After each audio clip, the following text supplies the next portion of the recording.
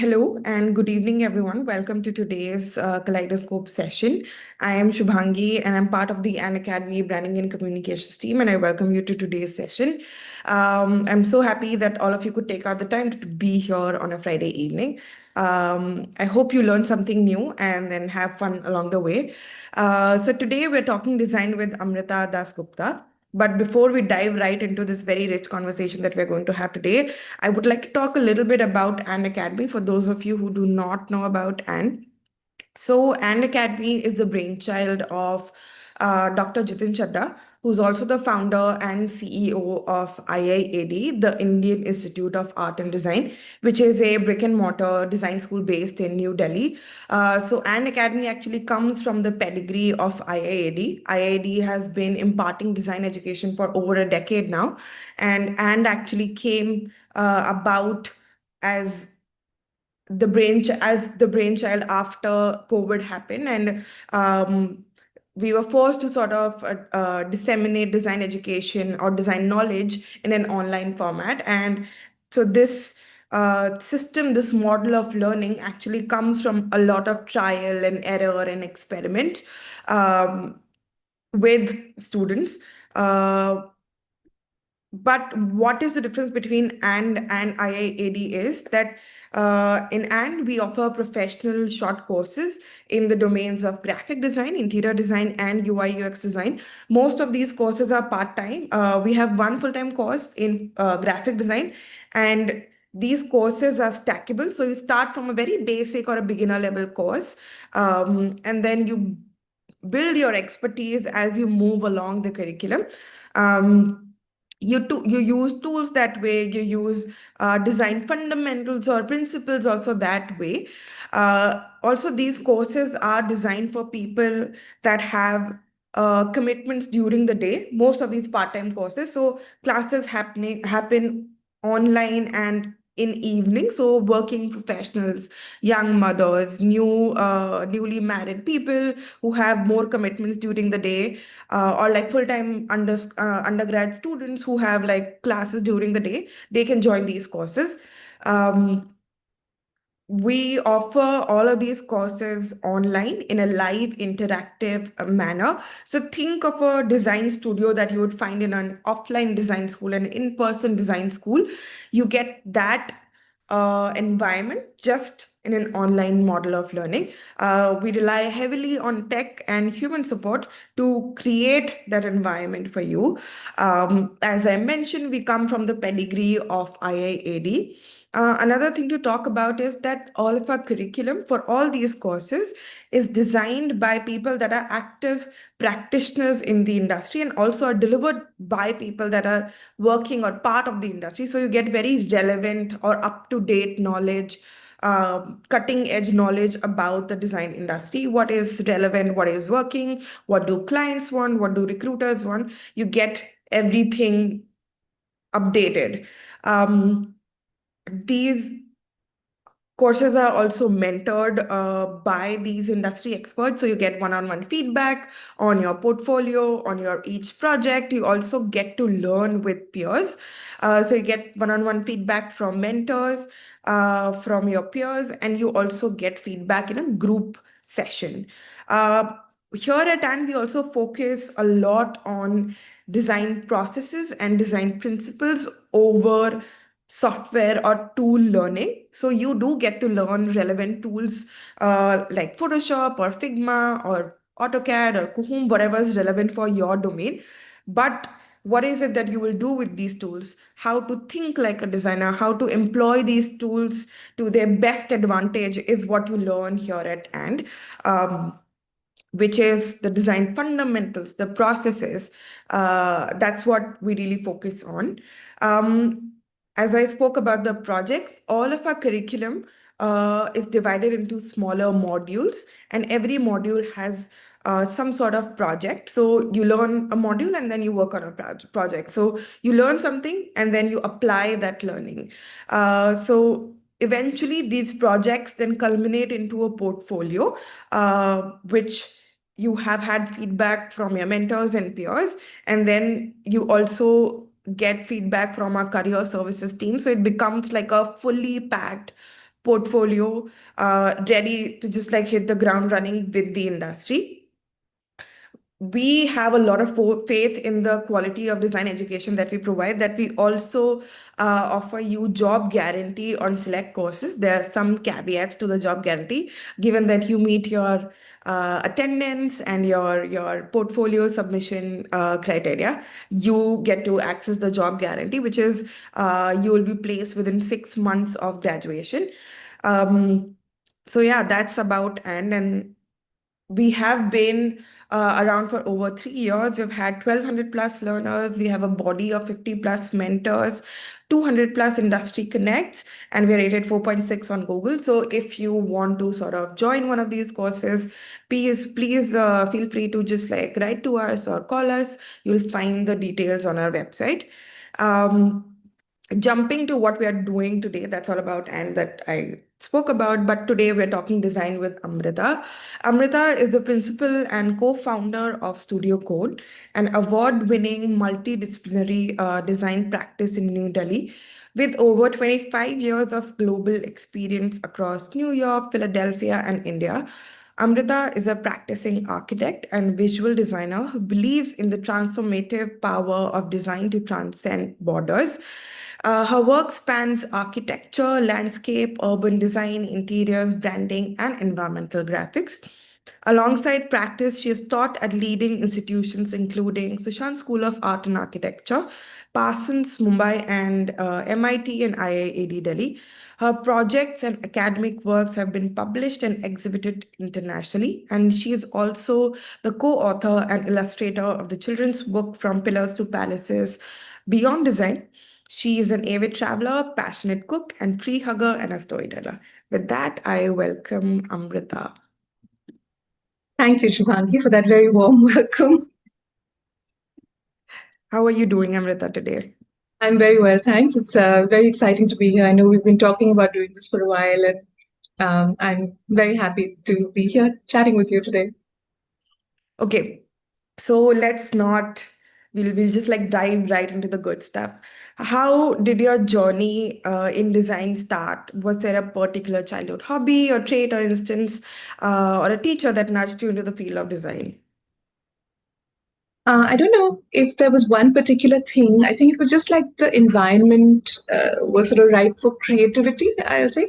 I grew up in Kolkata, and I had, aunts who are artists and sculptors who went to Shantiniketan or were like painting in Japan. And there was always music at home, not only Rabindra Sangeet, but also like, from craft work to Pankaj Udhas to just like all kinds of music. My parents were very fond of travel as well. The travel bug like runs through the family, and they took me to a lot of performances. So I think we just had a lot of exposure to a lot of things. And I think around class 8 or 9, I did have a good art teacher, and he made us, do all forms of art, from calligraphy to lino cut to, paper, like seriously, like I think we went through a lot of kinds of art instruction, and I really started liking commercial art, graphic design.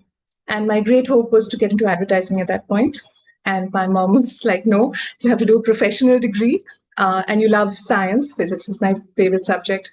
Why don't you do, something which combines both? So architecture is like, it's the Venn diagram. And I mean, that's sort of what led me to architecture. And then because I couldn't let go of that design thing, my master's was in design. So yeah, that was sort of the journey. I don't know if we've ever spoken about this, but I don't know how have we missed this, but I am also an architect by training. So I didn't know that. So I run into architects all the time and I love architecture. I love it. So you studied architecture at Sushant School and later pursued an MFA in design and technology at Parsons. How did these two very different learning environments shape your creative journey is what we would like to know. So I put together a few images. I'll just share them if that's okay. Yeah, sure.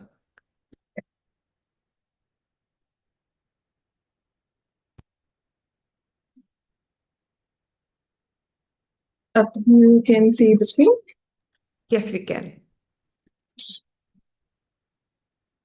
So These are the two environments, Sushant School of Art and Architecture on the left and Parsons, New York. So you can see 2000 I finished from architecture school, and 2001 I started my master's. There was an internship working for 2 years in between. What I wanted to point out is how different they are. Sushant was a tiny campus. There were only about 40 kids in each year, 5 years, and fifth years were out training. So 160 odd at any time. On the left-hand side is actually where the dean's room was, the library, etc., the cafe, which you can't see because of the trees, and then this quadrangle had all the classes. And by comparison, you see Parsons, which was a complete city campus. So I'll just talk about how that shaped sort of what I do a little differently. Sushant, I should say, was founded by Professor Mansingh Rana. He was one of the Taliesin Five. Like Frank Lloyd Wright had these five sort of, disciples who were fantastic at their work. And when Professor Rana came back to India, he was very instrumental in shaping many of the important buildings of India as we know it. And he was very influenced by the Bauhaus movement. And so that really was what was the undercurrent of a lot of our instruction over there. And also he was and so it was Sushant School of Art and Architecture. And so we had an art thesis in the third year, and we had an architecture thesis in the fifth year. We had an absolutely rigorous professor for art who we were very scared of, Professor Ranjan, and we were really scared of him, but so we really worked hard on that. And then we had a professor who also sort of taught us how to build a lot of these, dome structures, etc. And the other really nice thing about Sushant, which I love, is that everything was learning by doing. So, this, as I have mentioned, then here, this is the workshop that we used to do metal work, woodwork, a lot of like cutting and machinery. This is the cafe. So these are some of the spaces. So very idyllic, very small, very contained, lots of conversation. And this is the workshop that we had. This was all built on site by the students, firing brick, in a sort of a little kiln and putting it together. So, and, very, very green. And then we had a lot of people come and talk. And this was, I think, one of the most influential things I think about being at Sushant is that every place was an opportunity for education. Like here you can see a bunch of kids sort of like doing still life sitting there. These are domes we built. And Professor Rana would bring in really notable historians, dancers, artists. M.F. Hussain was there painting in front of us. So there was a whole wall. So it was this whole thing of, a lot of immersion and a lot of discussions.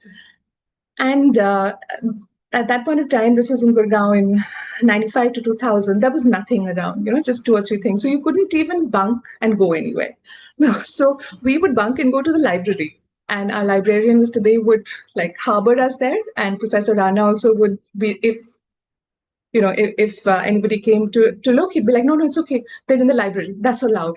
So that sort of became a refuge and a place for, a lot of discussion.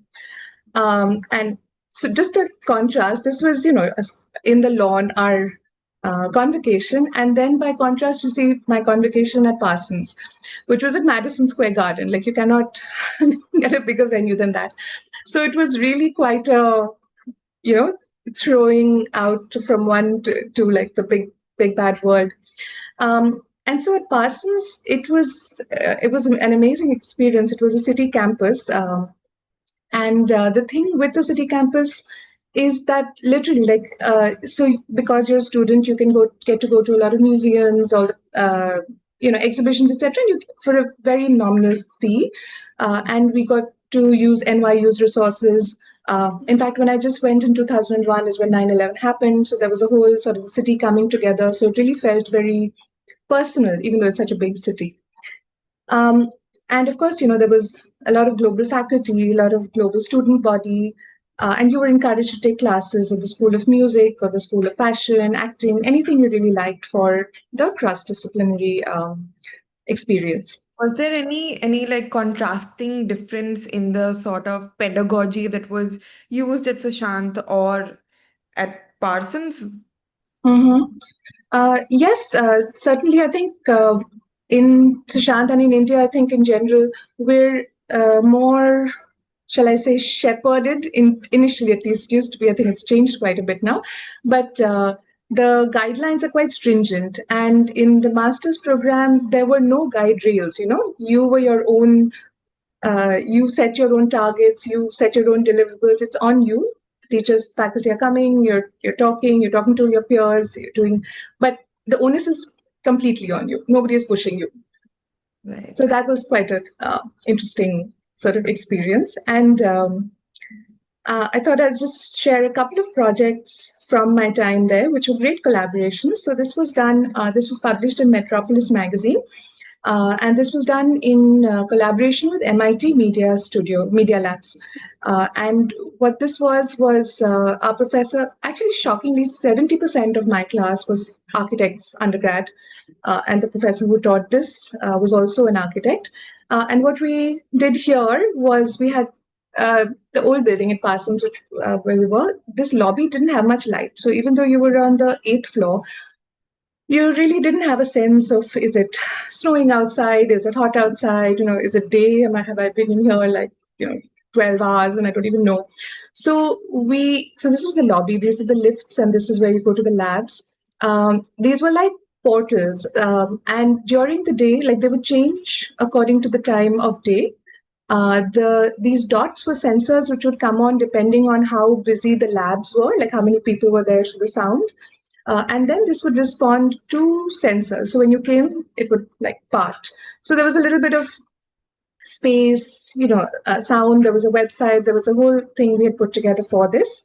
And typically, like the grass is always greener on the other side. So when I sort of left architecture in that sense and come to do design and technology, and the Parsons program, the whole point was that you should, and I think this is what at ANDAcademy and at IIAD you mentioned you do very stringently, and I've seen in the juries also, is that you know how to design, but you also know how to take it further. And if you are not implementing it, you have enough knowledge to be able to discuss that and make it happen. It's not like I've given you a high-level concept and, I walk away. So anyway, so this... so I started missing spatial interventions. And there was also a lot of thing about air pollution then, like it was 2003. And so I collaborated with the Center for Science and Environment over here. And I came up with this idea of the right to clean air, which was this, a cart, basically, like a thela wala. It would come to places you don't expect them to, and then it opens up. So I built this entire cart. And it opens up in different ways, like a traveling street theater. And then the plants in the crowd come in, and then there's a street theater thing unfolds around different stories with, people who stereotypes of behavior. And then you would get like masks coordinated with your outfit, air freshener bottles saying, the air here is not fit to breathe. So it was like an intervention. But the interesting thing, and this is something I'll touch upon later, is that whatever you do, whatever you learn, sort of, and whatever you've worked on comes back somehow to inform your projects years later. And years later, we in fact did a behavioral change campaign around waste segregation for Center for Social and Behavior Change, Ashoka University. And so many things that I had learned and used here were surprisingly, translatable 22 years later. So, yeah. And in doing all of these projects and collaborating with different organizations and people, when did you realize, or when did it come about that you figured that, design has the power to bring about a change? While I was there in New York, the High Line, which is the next slide, which I was just going to, was, I don't know if all of you guys know the High Line, but the High Line was this unused railroad which was going right through the heart of New York City. And it was just, of course, it was suspended 2 floors in the air, but it was just derelict. Nothing was happening for like many, many, many years. And then this organization called Friends of the High Line had a design competition, and they completely revitalized this, this piece of infrastructure, forgotten infrastructure, to one of the most vibrant, unexpected spaces of New York City. We don't expect to see or be on a park, skateboarding, chatting, having a cup of coffee, watching a little performance, and all these buildings. And as the High Line progressed, all the buildings themselves started to respond to it, have lobbies up on the second or third floor, have just sort of meet the fabric. And so it was such a catalyst. One of my favorite architects, the mayor of Curitiba, Jaime Lerner, you may have heard of him also, Shubhangi. He has this urban acupuncture theory where you just do like a little bit of change in one place and how it sort of affects the whole city body. And this was really one of those examples. So you see the end of the High Line. They didn't try to bring steps down or anything, just sort of embraced the condition and worked on transforming it. So, you see here, there's an entire amphitheater that they sort of carved out where they could use the space where there was a station before. They've left parts of the railroad because they didn't want to just pave it over and say, "Bhai, yahan pe to kuch tha hi nahi," And so there are people engaging with it, and it gives a different texture. It's safe, nothing is sort of jagged. But there are places, again, using the sleepers, dimensions, they have this paving. And so the space I really loved it. Like there are so many kinds of density also here, and it's a very different experience down the entire, I think, I don't know, it's a very long stretch. But yeah, so this was really surprising to me because I was a fresh grad, I think, and it was like, wow, that's quite a big change. Right. Sounds wonderful.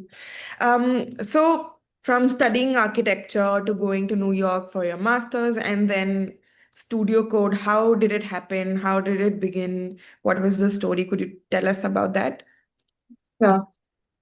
So when I graduated 2003, that was like the effects of the recession. And so jobs with visas particularly, were hard to find.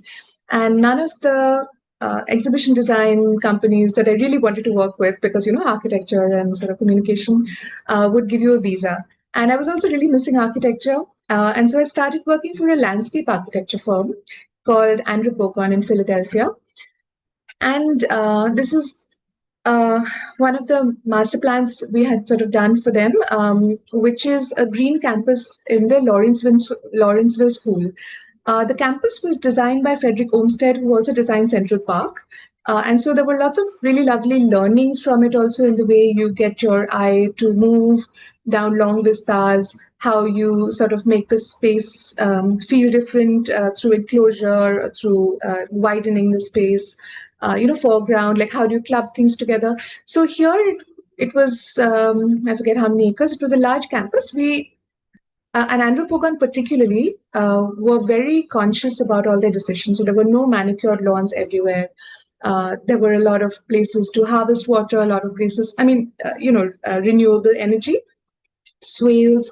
So there was a lot of learning for me in the 3 years I worked there. I also did their rebranding and like communication, but there were a lot of learnings for me in terms of how to design thoughtful campuses, down to how you exit the building and how you interact with the spaces, with the bollard, with the lights. Like, how do you frame the human experience in a very deliberate way? Andropogon, and then I missed buildings too much, and so then I moved back to New York. And the firm I worked with there was called Cook Plus Fox, and this is the same Fox of Fox and Fowl. Bob Fox had started another company, and this project particularly was very close to my heart. Cook Plus Fox, still till now, it's all the only green buildings. They've only done LEED certified buildings. Bill Browning, who is one of the partners there, helped write and continues to rewrite the LEED guidelines as well. And this project was it was an invited competition with like Frank Gehry, I think Zaha Hadid, Norman Foster. Like there were all the star architects, and Cook Plus Fox was also invited. And so we had this idea. And one of the things I wanted to point out is that inspiration can come from anywhere. So that's why I put a couple of these slides. Like there was this geographical rock formation in the area that we were looking at. There's this great artist called Tara Donovan who makes these amazing scapes with, styrofoam cups. Like this is just blocks, just like one element repeated a million times, completely different scales. And so we had this idea of, this land coming up and, almost like icicles, like Superman. You see, they come up and form this building. And it was challenging because there were these streets running through. So these are initial sketches. I think we didn't leave the office for 4 days. So this is like at 2 o'clock at night. And this is what finally looked like. And we won the competition. So that was like a big thing. And then, you can see all of that is green roofs. And we planned the structure to be the least amount of, we did all that sort of technical things as well. So that was my 9 years in New York and Philly in New York. And then, I have two partners. So I'll come to Studio CoDe, which is the last 15 years. We so the three of us were in architecture school together, Rajiv, Vikas, and I.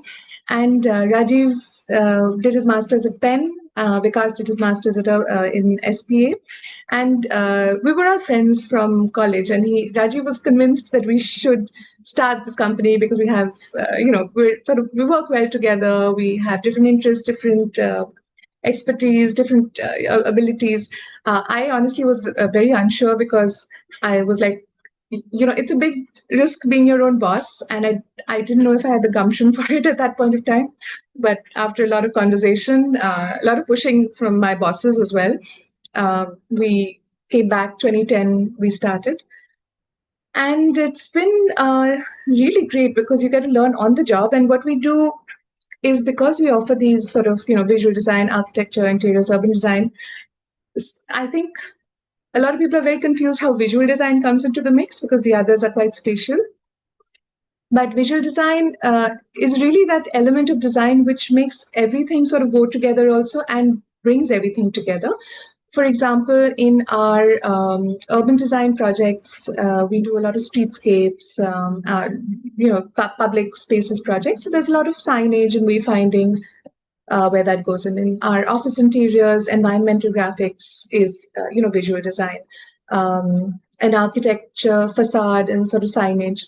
And we have a diverse range of team members as well, architects. From each of these professions. So we really like how we do a charrette at the beginning of every project. Everybody comes, gives their different perspectives. And it's very democratic. It's not like the principal saying, this is what's going to happen. And so, I think every project another thing I will say, every project is different because we don't think we have a style. We feel like the project deserves to have its own thing. So we don't have a formula at all. Every project is approached with, we know what the nuts and bolts of it will be, but what does it want to be? So we actually question the brief a lot also. Very often it lands up changing in some cases because the client has now new perspectives that they have thought of, and so that changes. We work in these sort of 4 areas. Some of our many clients, we've done the branding for Nandan Nilekani for one of his projects, which is why he's hanging out there on the right. This is some streetscapes we did for the Delhi government, 42 kilometers in the north and northwest. Houses, this is one in Sundarnagar, the Clove Dental head office, and the branding for him. So I'll tell me, Shubhangi, if I'm like running out of time, I can. No. So I thought I'll just give you a glimpse about each of these verticals a little bit in terms of how we approach things.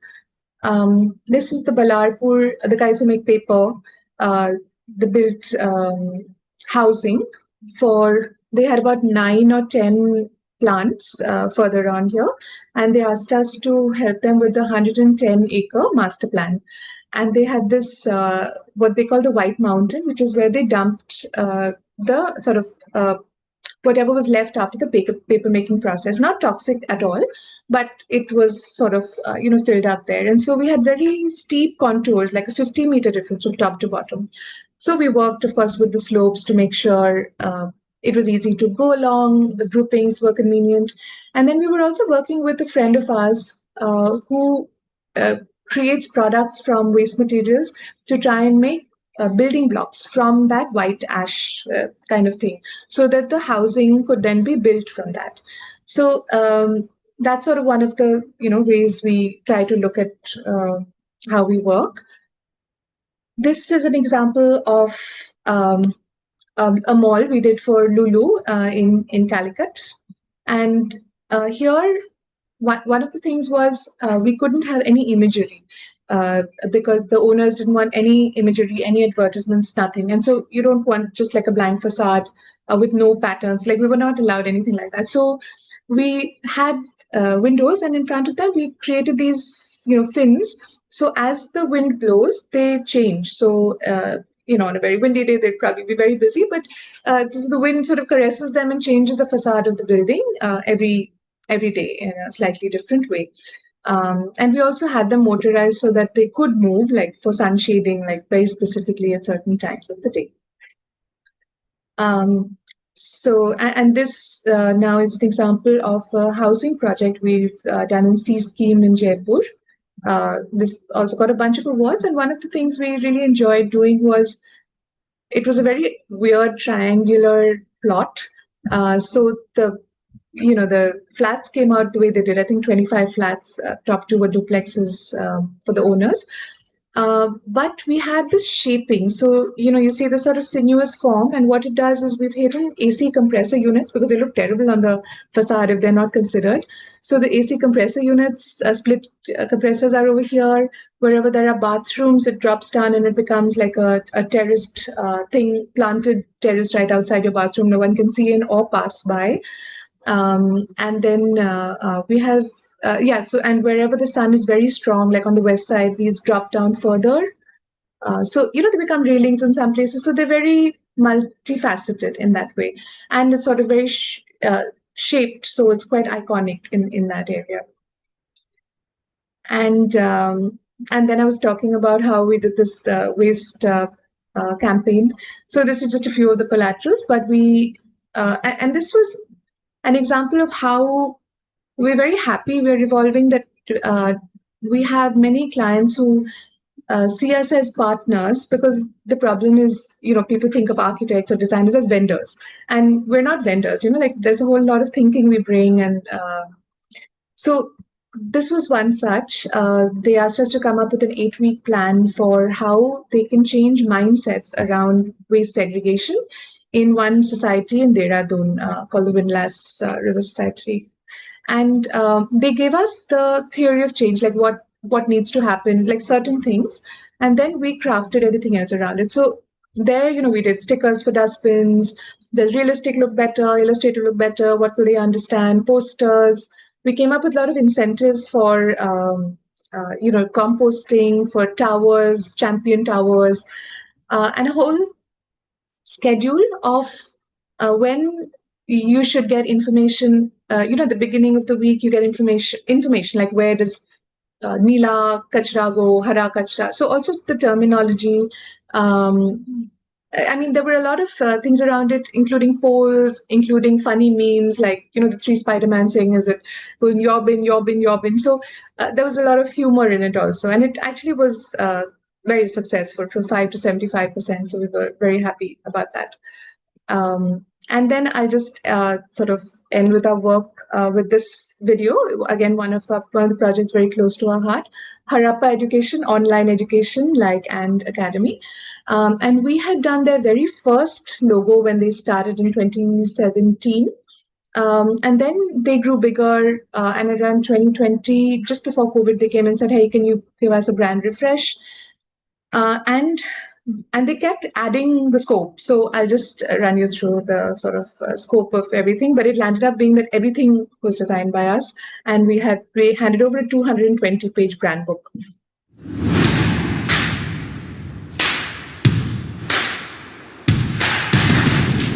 Color palettes. Okay.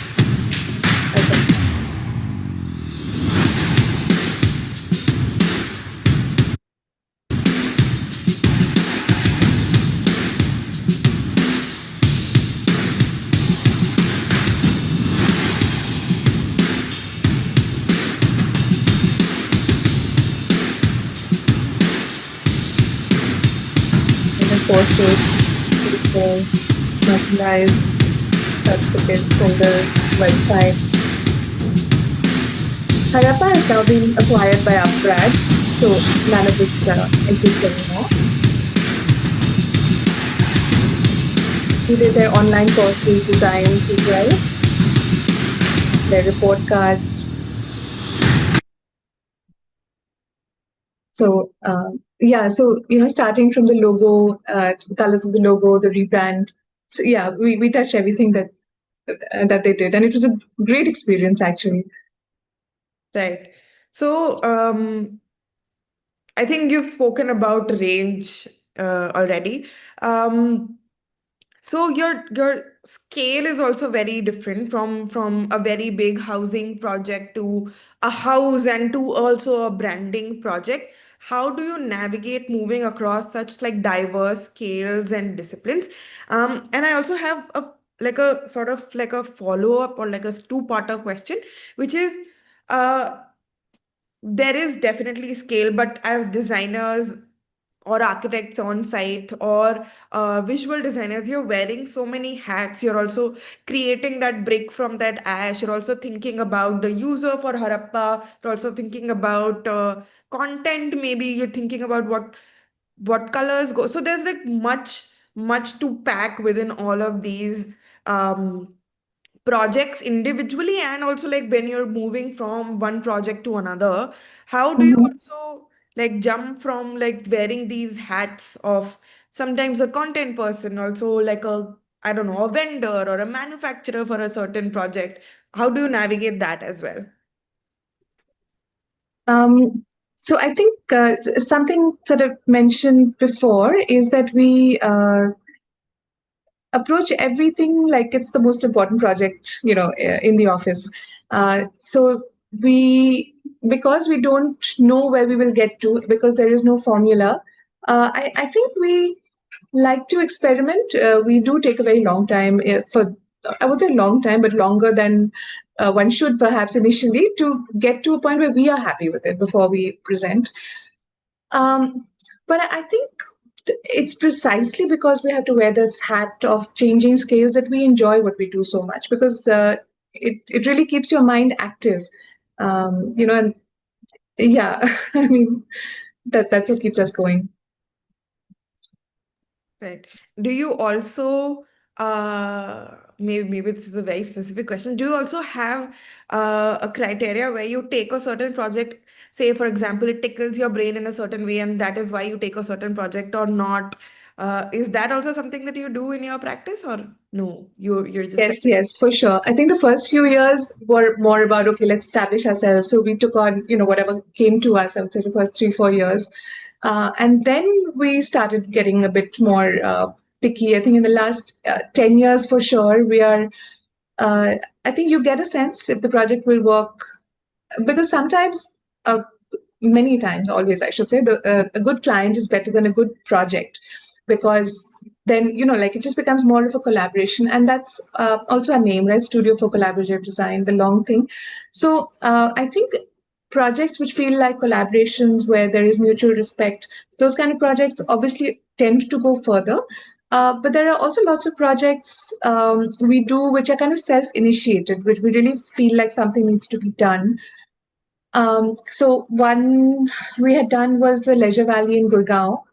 There were these artists, pretty well-known artists, who got together and were thinking of this idea of putting um, outdoor installations, art installations, and we collaborated with them to create an urban design for this entire park. Fully, like nobody's paying us. We just we called ourselves a Gurgaon Collective. We presented it to the MCG, and then COVID hit.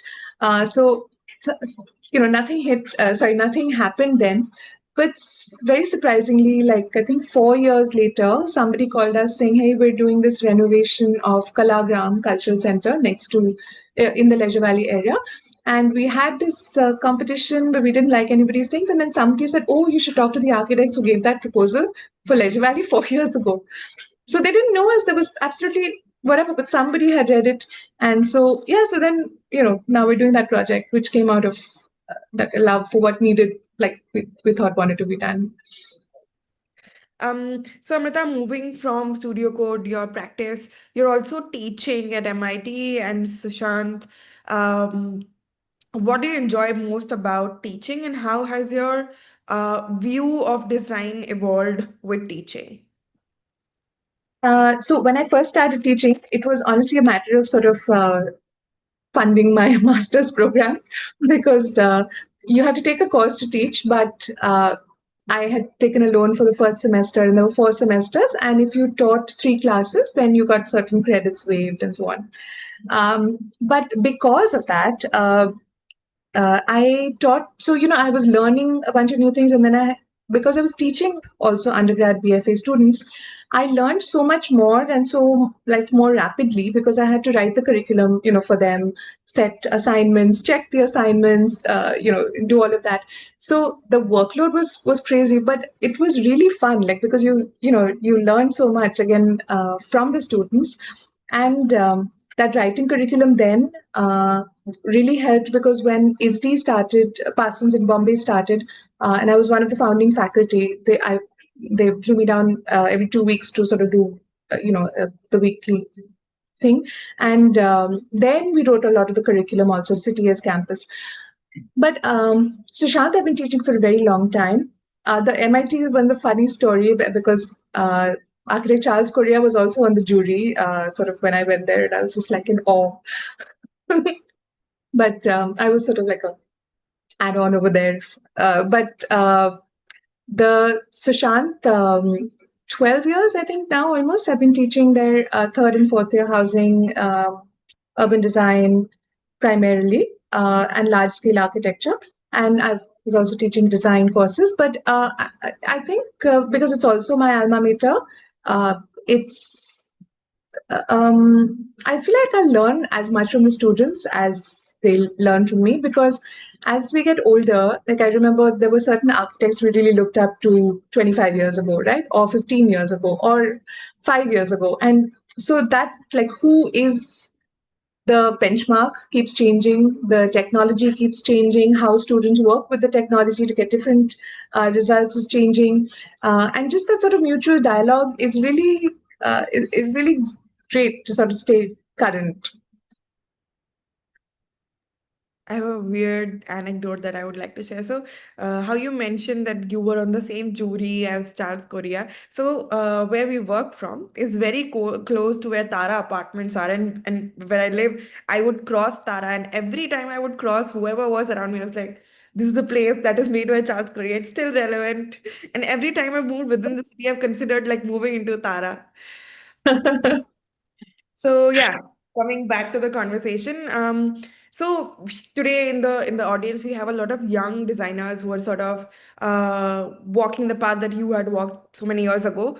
What is that one mindset shift that you would want every design student to know and to like walk away with this in this session?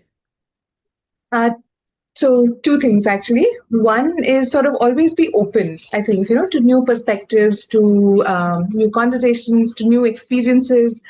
Because funnily enough, as I said, it just stays with you. You don't even realize, but it's just building layers of knowledge, experience, understanding, empathy, instinct, and so I think it's very easy to say, oh, yeah, I know about this, or you like switch off and someone is talking. And of course, sometimes it's unavoidable. But I would say just, push yourself to really be open to things because serendipity somehow plays a very strong role without us sort of knowing. Sometimes when you're open to doing something, that something leads to something you've been wanting to do for a very long time in some way. And the other thing I would say is always sort of be genuinely curious, not critical, not a critical why necessarily. Though I mean, you do have. I don't think you can accept everything that's given to you. Like I mentioned, the brief, and another one of our clients. I think we're doing our sixth or seventh project with them. CSPC Ashoka. They had first come to us saying, "Hey, can you help us with a website design?" And we were like, "Acha, what is this logo? Acha, why is this? Acha, what is this?" And it was not like this is bad. It was just like just trying to understand. And then we asked them so many questions that they changed everything because it it did not really have a reason for being there. And then that now has led to so many projects, over the last 6 years. So, and they, like many of our clients, partners now, is they now come and say, hey, we're doing this. So we've done this microsite for them, for the MacArthur Foundation. We did this behavior change campaign. We've done a bunch of really like different things, for them. So, and that all came because we were asking, like we were genuinely curious, like asking why. I think a lot of good things come from asking why. Right. Coming back to your creative projects and journey, you in your practice often blend spaces, art, technology, community, collaboration. Do you want to share a couple of projects or one project where these intersections created an unexpected sort of impact? I think I should have had some pictures of Kalagram, because this thing I was talking about before, I unfortunately don't have any on the slides, where we did this whole master plan, and then it came out because over there we were doing, urban design, architectural design, visual design, because there's so much in terms of signage and wayfinding in the thing, technology, while working with the artists, because there were a lot of different bells and whistles we wanted to put in as well, including renewable energy linked to human movement like cycling. So there was this whole sort of, sometimes many of our projects, actually, we like projects which straddle a few different things. We did this co-living space called Soul House here in Gurgaon. So from the name to, of course, the branding, to, and because we do interior and architecture as well, we did the room designs, all the layouts for the different permutations and combinations, to the wallpapers and the lights and the artwork, the facade design, signage. So that was quite a fun project because we got to put an inputs in a lot of places. Right. Talking about another project that you co-authored and illustrated, which is the children's book called From Pillars to Palaces, which is published in 5 languages.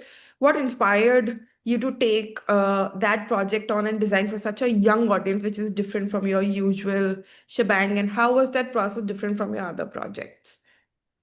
So a friend of mine actually really pushed me to do that. I was not sure at all. And my daughter Dhira, she's 9 now. She was 2 at the time. And my husband and I think, just wanted to like do this for her.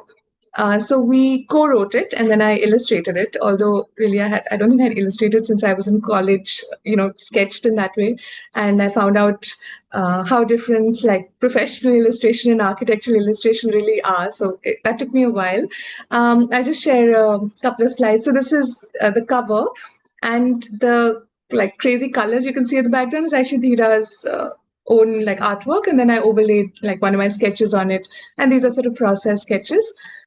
And then at the end of it, we had these. The thing was, because I talk about architecture all the time, like it's probably ad nauseum. We wanted to introduce the architecture of India to these kids, so 2 to like 5 or so, and of course, when they're older, they can read a bit more. Like they can read the 6, 7. But the sort of the way we grouped it was the materials, so it was great fun because we had to do a lot of research also, what for wood, then there's resonance stone, like different kind of stones and materials that are used all across India, and we came across some things we hadn't come across before. So this is one of the things. Now I'll just sort of talk a little bit about there are some amazing stamps which we are no longer in things. So because we like to do get into stuff so much, the story was basically about Dhira flying from one building to the other, and all of them, there's this like little postcard. Each of these stamps is a stamp that exists about that building, and then this postmark I made up from what would be like a notional plan section cut through one part of the building. So this sort of story, goes on. And so this is just sort of a little bit of like, behind the scenes, like some of the sketches I made separately of, her in sort of different positions.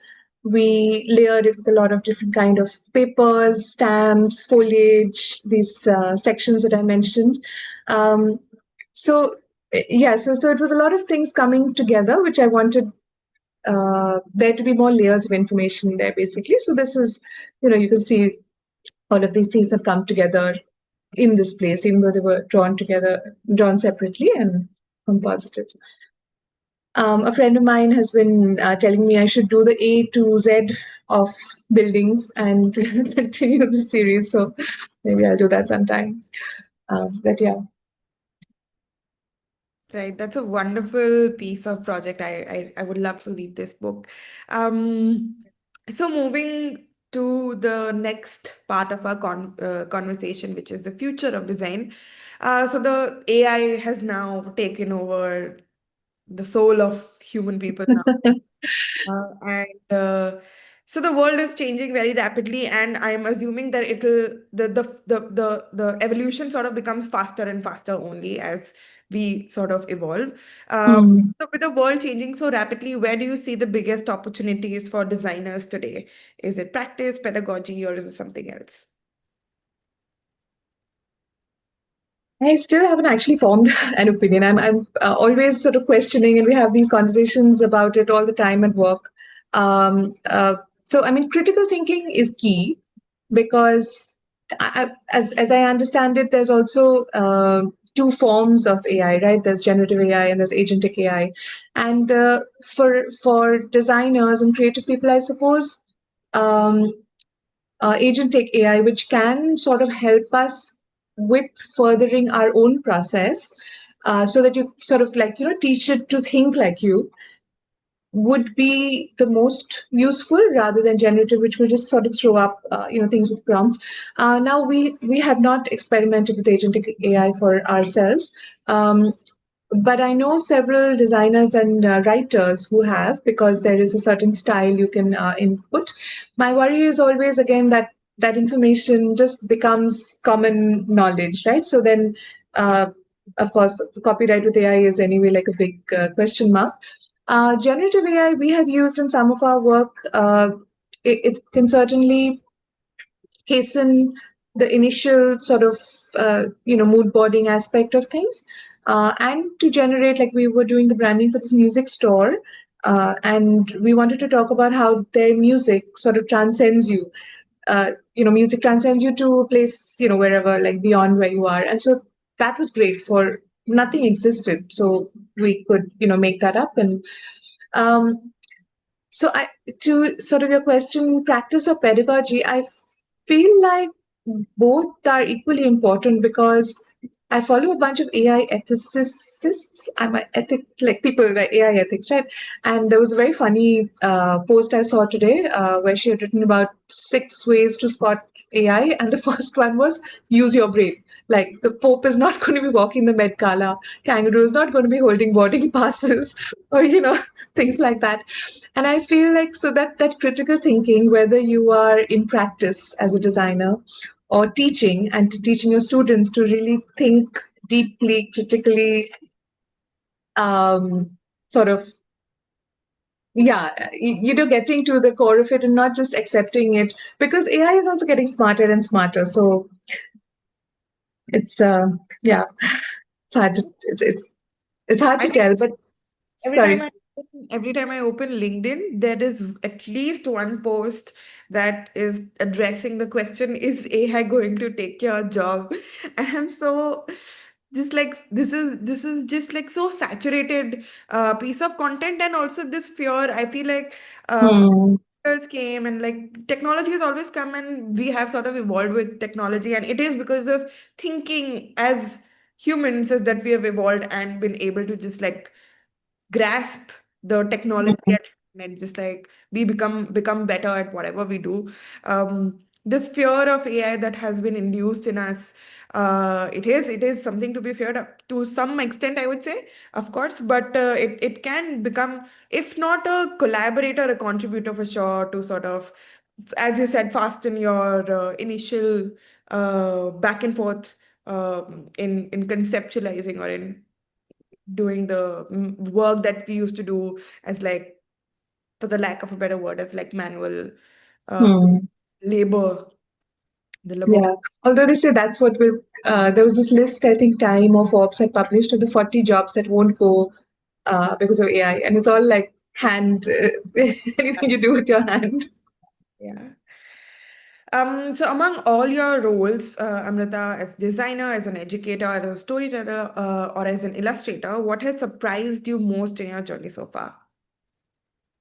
Um, I think the fact that architecture plays such a or the study of architecture has helped shape and form so many things that I continue to do. And um, yeah, I feel like the way you just think of a space at whatever scale and form and sort of deliberation and detail. I think I did not expect architecture or my role as an architect to have so much sway over everything else. And I think as an educator, I feel like the fact that knowledge kept to yourself is useless. Knowledge shared is the best. My I have like a line in my email which goes out, which is that I met a man, he had $1, and we exchanged dollars, and we each had $1. And I met a man, he had an idea, we exchanged ideas, and when we left, we both had two ideas. So I love that quote because that's the whole thing about knowledge also. Like knowledge shared is knowledge gained, and together, teamwork. I mean, I feel like individualism, there's only so much. So I think to really tackle problems with everybody's best inputs, like collaboratively, I think knowledge shared is sort of the best way forward. So rightly spoken. I still remember an anecdote from a friend and an ex-colleague now. She used to teach interior design at ANDAcademy. Her name is Rahat Verma, and we were sort of having some conversation because we came from architecture backgrounds, and we were having some conversation about something, and then um, I was not able to publish some work that I had created myself. And she was like, Shubhangi, it's either publish or perish. If you do not publish, then your work perishes with you, your ideas die with you. And I was like, that makes all the sense. Um, so completely agree.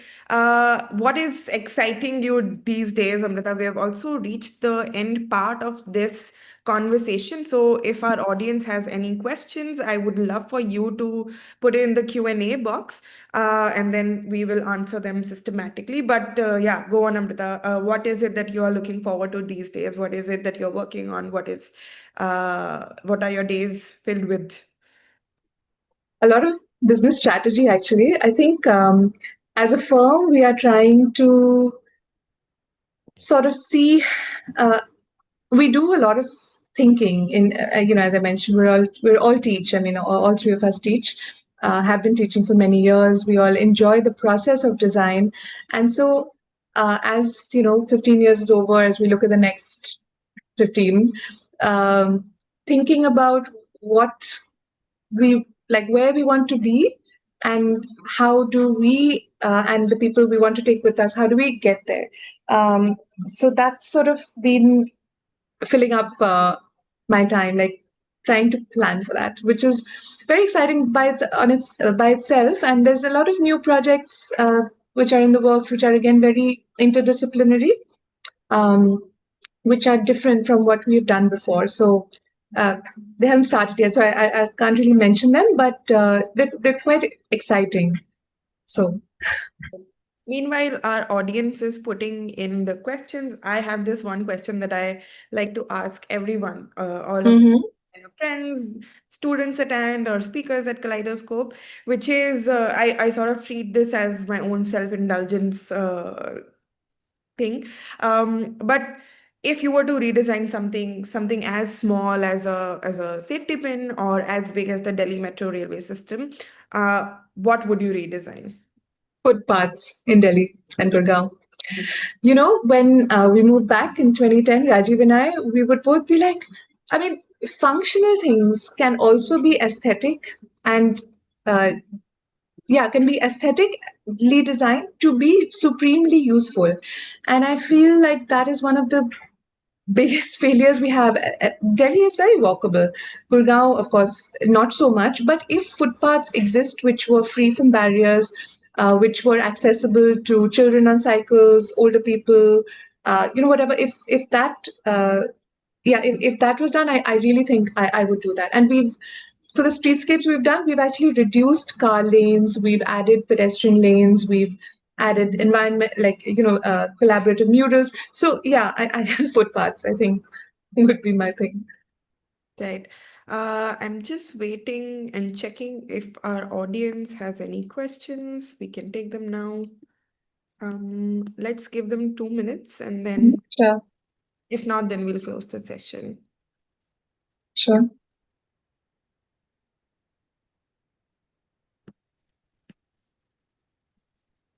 I won't get to see them, right? Because I don't think I can see. You Or can see them, but I think the Q&A box. not the chat box. Is it the same as the chat box? Yes, it is also the same thing. Oh, that's a Q&A. Okay, I see.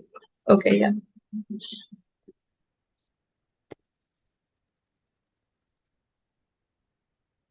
Mm-mm.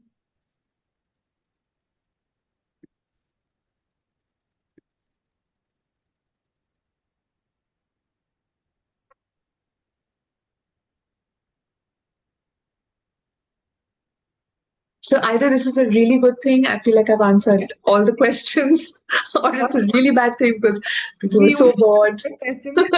I'm only, oh, okay, we have some. Uh, Somebody's asking, what was the one point in your life when you knew that you wanted to learn design? I think when I realized how important it is, like, even a kettle. I think there's a book also, no? Which talks about the design of everything, because design is so different from art, because it is addressing a function. It has a purpose. It has a problem to solve, and I think because I like creativity, like the solving creative problems through design just seemed like the logical life choice for me, honestly. Mm, right. Do we have any more questions?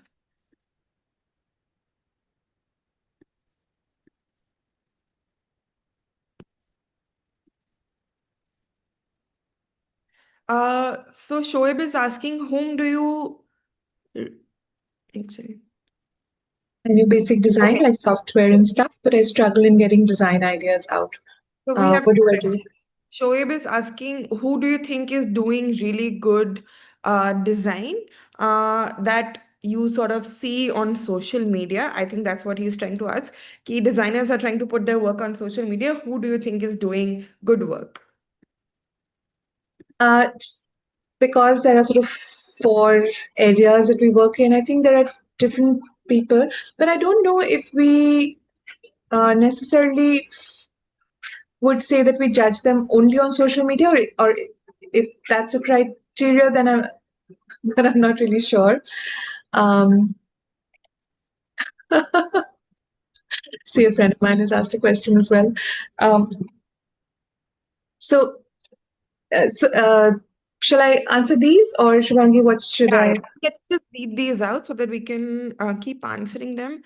So somebody is asking, I know basic design like software and stuff, but I struggle in getting design ideas out. What do I do?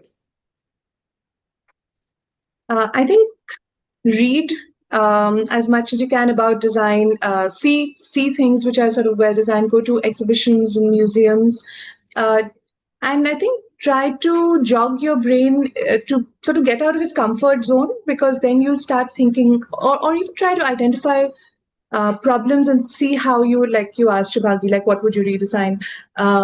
So if you look around you and see what needs to be designed in the area that you are working in, and even without a project, so if it's sort of a self-initiated project using the softwares that you know, try to do like 5 iterations of it. Maybe do a collaborative thing with two different designers and see how they're thinking differently. Go to forums and maybe just read about, if you're getting stuck, like you have like designer's block, what are things you can do. Typically, like if you move your body, your mind moves. So I would say that sometimes when you're getting stuck, design or not, I think I think just push yourself to see more things, then automatically they will start coming together in your head. Right. Somebody else is asking, who is your favorite designer or designers that you really look up to? So I think Frank Lloyd Wright, I mean, Professor Rana was, as I mentioned, but because I think he was such a complete designer. He did, again, houses, he did the sort of stained glass, like the windows, he did chairs, like he did furniture. He did, he was not a jack of all trades, master of all the trades, but he had a sense of scale and application of scale for application of design in detail for every scale. So, yeah, and again, and it's so interesting because he had sets of styles, like the Usonian houses are one style, like so the Prairie houses. So there are different styles, like, and then he has the Guggenheim, which is completely different. So even within like his sort of space, he did so many different things, but made them all his own. Right. Mohar is asking, if not design, what do you think you would be doing today? Hmm. At one point in time, I really wanted to be sort of like a PSA, short documentaries, short films, um, in that sphere. Yeah, I think probably that, but I do really like design. I think I would miss it if I wasn't doing something related to design. I might have a B&B somewhere up and away from people. Um, what is your go-to place for inspiration for your design projects? So sometimes it's a mix of like websites. It's not like I want. So Behance, of course, has some mix of places, but um, I think the first place is actually like we do a lot of brainstorming and just sort of sketching, and then see inspiration along those. I think a for me personally, and it's different for different people. A scattered approach of inspiration is not as helpful as a more focused, areas of inquiry, and then delving deep into that, and then seeing if there's something, and then sort of bringing it back and tying it together. Right. What's your favorite project that you have done till now? The project that I have done till now. I think the Harappa, which I showed, is one of them because again we had a lot of reach in a lot of things, and the CSPC first branding project. I think I showed you guys a lot. Like I think the Cook plus Fox one as well. I don't know if I have one. It's like a parent and a child, like I don't know. I think I have several that I'm really proud of the work I've done on them, and I think we're, even if every project doesn't come out exactly as we wanted to, I think we're proud of our input on most of the projects. Sorry if that's like a cop out kind of answer, but uh, there are things I have more inclination for, but I don't think I have a favorite in that way. What's one thing I should keep in mind while building my portfolio as a multidisciplinary designer? Um, Definitely, again, seeing the work of other designers. I find there are so many interesting design conferences these days and really great presenters and speakers. You could attend a lot of like online sort of conferences and events as well. Read about designers in all kinds of spheres. There are great Indian designers as well as international designers, and multidisciplinary. So I would find a couple of areas which you have deep interest in and sort of focus on those, and the other things will sort of weave themselves in between. Right. Somebody's asking any book recommendations or blogs or YouTube videos to get your creative juices flowing every day. There are a few, and I was thinking I should have the list. If you can, I share them with you later, Shubhangi. I do have a few things I would suggest. There are some books if you're interested in illustration or whatever, like which I felt really changed how I saw things. One was the Scott comics, how to design a comic book, mouse. Like there's actually children's books are great sources of inspiration to me continually. In fact, one of my friends who asked a question earlier, we were also talking about, even though the kids are older than the reading age, there are some books which are just so meaningful or so beautifully designed or so inspiring, honestly, and the techniques that they use that we can't bear to sort of get rid of them. There are things I find very inspiring. I'm sorry, I don't have them. I don't have like a Bible that I would sort of say off the top of my head, but I will, or I'm blanking out. I will send them to Shubhangi and hopefully we can get them from her. So I think we've reached the last question for the session. Uh, Somebody is asking, do I need to be a jack of all trades or a master of one, like just in communication design? I think this is a follow-up on the multidisciplinary Yeah. portfolio. So I think the whole sentence, which I'm now forgetting, it's jack of all trades, master of none, or like it's not a bad thing, like to be jack of all trades.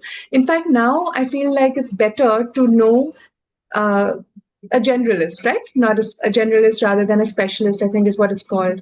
Um, so I think a deep generalist, as they say, so not surface, like I've just read the backs of books and that's how I know what's written in them, but having a certain amount of deep knowledge, but about a lot of things, I think might serve you better considering I where, think the where we are. technical term that I have read in a couple of places is a T-shaped portfolio. Like, so you also cover some breadth, but also showcase at least some depth in one field, is I would say. Yeah, that I think it's a good idea. And I think we have another question. Do I need a proper design school degree or do short-term courses work because I know basic design? I think it really does depend on if you feel like this is going to be your career, because you can totally continue to do work without a sort of like a design school degree and learn on the job. Um, the one thing I felt design school helped me with is just sort of so many other people who are in it with me for those 2 years, and like so you're just immersed in that conversation and so many other different perspectives, which is the sort of the whole point of learning. So if you do short courses and you do your work, that's perfectly fine. You just have to find opportunities for that learning and immersion, whether you do it with friends, whether you do it on online forums, whether you do it, sort of attending conferences and events. Um, but you, but that really sort of single-minded immersion does help unstick some things which we might think we know. And sort of help you expand your brain. I think with that, we've reached the end of the session. I had a wonderful time chatting with you, Amrita. Thank you so much for doing with us. I hope you had a good time too. Thank you, everyone who stuck around till the end of this session. Um, Thank you for joining us today. Thank you, Shubhangi. It was a really fun session. I hope people got something out of it. And yeah, it was great chatting with you. Those were very nice questions. Thank you. Thank you so much. Bye. Good night, everyone. Good night. Bye.